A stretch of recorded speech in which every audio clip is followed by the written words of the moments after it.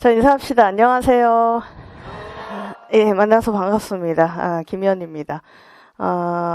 우리 인강으로 들을 친구들한테도 이제 미리 인사하고, 그리고 오늘 라이브 강의를 한다고 해서, 그러니까 즉 지금 현재 제가 수업하고 있는 이게 실시간으로 나가고 있는 걸로 알고 있어요. 그래서 라이브 강의 듣고 있는 분들에게도 안녕하세요. 인사합니다. 제가 인사성이 바르기 때문에. 예.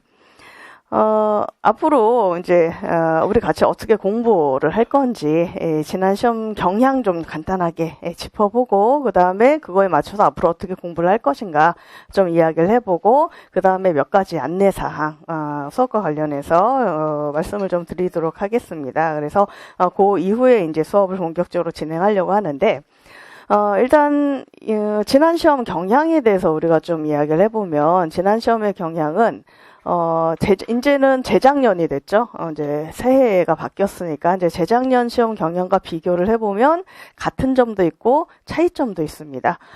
그래서 이제 같은 점이라고 하는 부분은 이제 어떤 부분을 이야기할 수 있냐면, 물어보는 어떤 문제의 포인트 형식이 좀 비슷했어요.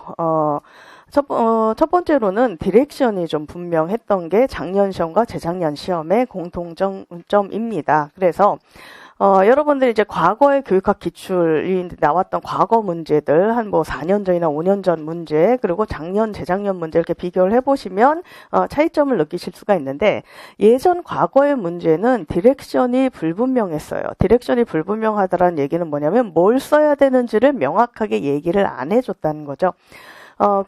그래서 예를 들면 그냥 어떤 누구의 이론 관점에서 분석하시오 이런 정도의 수준이었어요. 콕 집어서 정확하게 그 이론의 입장에서 뭘 어떻게 써야 되는지를 명확하게 제시를 안 해줬다는 거죠. 심지어 어떤 경우도 있었냐면 어떤 입장에서 써야 되는지도 안 준 적이 있었어요. 그러니까 올해 시험처럼 가드너의 입장에서, 바스의 입장에서 이런 거 아예 없이 위에 제시문을 보고 여기와 관련된 이론의 해결 방안을 쓰라든가 이런 식이었다는 거죠. 그러다 보니까 예전 문제는 아예 그런 관점도 주어지진 않았기 때문에 교사의 대사라든가 아니면 거기 주어진 상황을 읽어보면서 이게 과연 누구를 물어보는 건가, 어떤 입장에서 어떤 이론을 물어보는 건가를 아예 내가 스스로 파악을 해야 될 정도로, 그러니까 즉 과거 문제는 디렉션이 좀 불분명했는데, 근데 작년 문제와 재작년 문제의 공통점은 뭐냐면은 바로 디렉션이 명확했다는 겁니다. 사실 재작년 문제의 특징이 바로 그거였거든요. 디렉션이 굉장히 명확하게, 그래서 무엇의 개념을 쓰고 혹은 명칭을 쓰고 이런 개념을 쓰고 명칭을 쓰고 방안을 써라 이런 식으로 써야 될 걸 콕콕콕 집어준 게 재작년부터 시작이었어요. 재작년에는 그래서 그게 특징이라고 이야기를 했고, 그러다 보니까 작년에 이제 제가 같이 수업하고 공부하면서 우리 그 당시 수강생분들에게 뭐라고 했냐면, 그때는 이제 작년 기준은 작년이죠. 이 디렉션이 명확한 게 특징이었기 때문에 올해 시험 문제는 사실 어떻게 나올지를 모르겠다.